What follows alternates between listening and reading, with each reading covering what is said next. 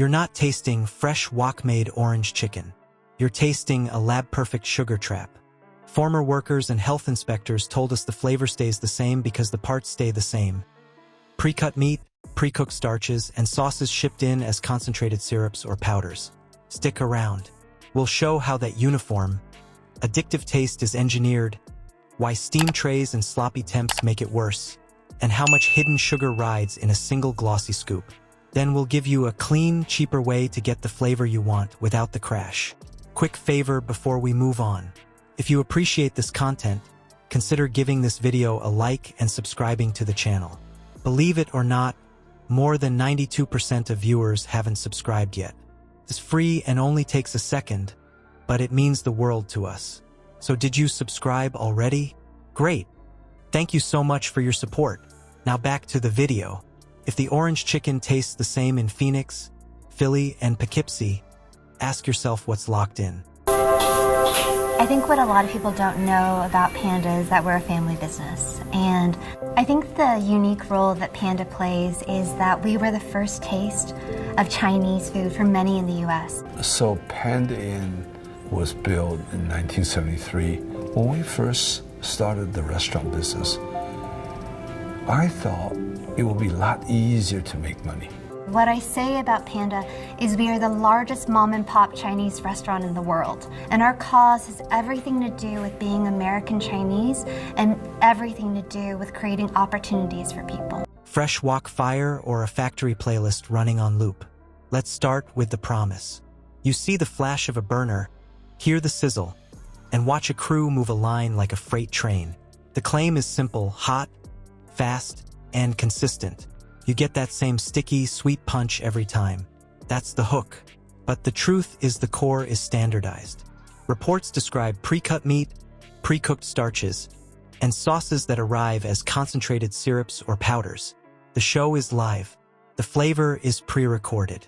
Sauce packets are the playlist. The wok is just the speaker. Different store, same track. Chains lean on centralized production because it nails uniform taste. Sweeteners and thickeners do heavy lifting here. High fructose corn syrup is the gloss maker. Starches give body. Emulsifiers keep oil and water from breaking up. That shine on the chicken isn't a chef's secret. It's chemistry doing what it was built to do. Then the hot case takes over. Steam trays act like slow cookers on repeat. We may make over 100 pounds of chow mein every day and over 80 pounds of rice. You know, a lot of times we're the first taste of Chinese food for a lot of people in the US. We're using jet tip burners that go 100,000 and 150,000 BTU. This is our water blancher where we can par cook and boil vegetables. The location of the first Panda Express in the East Coast. This is our wok station in the back of house. It's an open kitchen, so everybody that comes can see what's happening. Sit long enough and texture softens, edges blur, and the sugar comes forward while the rest fades. It looks fresh because the glaze holds. It tastes bold because sugar and salt shout. Here's how that cling works. Added sugars thicken as they reduce. Starches swell and trap moisture. Emulsifiers keep the coat smooth so it sticks to every crag on a fried piece. Shelf stability and mouthfeel, engineered. Culinary nuance, optional. You might want to see the sugar math next. A single scoop can push dessert-level sweetness and a heavy sodium load, and that's before the second entree or the side. So what is the takeaway? That authentic hit is a formula, concentrates, sweeteners, and flavor enhancers reheated to order, not fresh aromatics built in the pan. It's consistent by design, craveable on purpose, and it travels well. Now let's move on to what those warmers and rushed lines do to safety and how that sweet glaze hid. If the sauce is the engine, what happens when the kitchen runs hot and sloppy? Speed meets volume and the safety margin shrinks. My parents have done this incredible job. They came to the US with nothing and they were able to build a business that's now a household name. But when it comes to the second generation, what does that mean? You know, we are unapologetically American Chinese so that the next generation coming up can say not only are they not apologetic and unapologetically American Chinese, but they are celebrating their ethnic identity. American dream is really defined by individual. differently. And for me, it's actually that you're content with what you have. Let's start with the rush.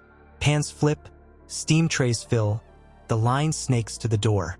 Staff swap pans, top off wells, and keep the track moving. The goal is steady output. The risk is what lingers when the line won't slow down. Former workers and inspectors flag the same weak points. Food held too long, wells that drift below target heat, and cross-contamination when tongs wander between trays. Think of a public hot tub. It looks warm and safe, but if the temp dips, trouble moves in fast. Food is no different. Guidance says hot foods stay above a safe threshold or they enter the danger zone where bacteria multiply. Even short dips matter. Heat falls during batch swaps, lids stay open during a rush, and temperature logs are tough to keep perfect when orders pile up.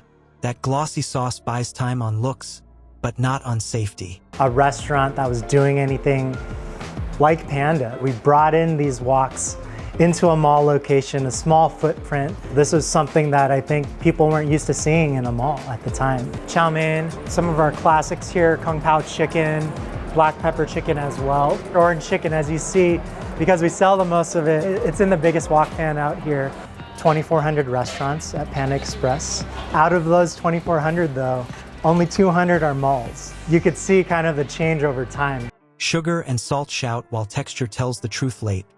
So an older batch can pass a glance test while the clock keeps ticking. There's another layer. High sugar and salt don't just punch flavor. They trap moisture and cover staleness.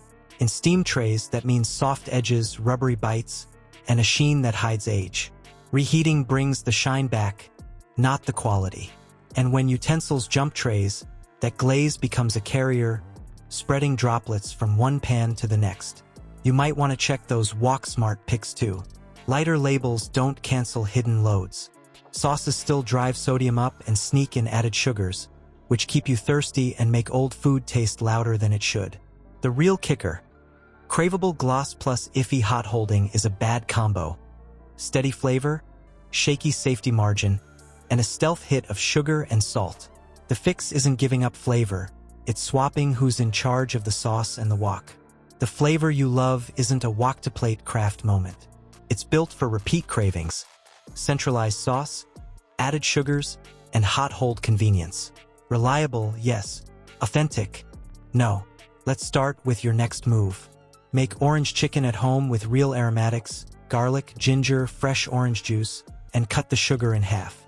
Or find a local spot that cooks to order and mixes sauces from scratch. If this gave you something to chew on, hit like, subscribe, and share it with someone who orders the 2-entree plate. You control the wok, your money, your ingredients, your outcome. Like and subscribe to help us keep the spotlight on the food industry's best-kept secrets.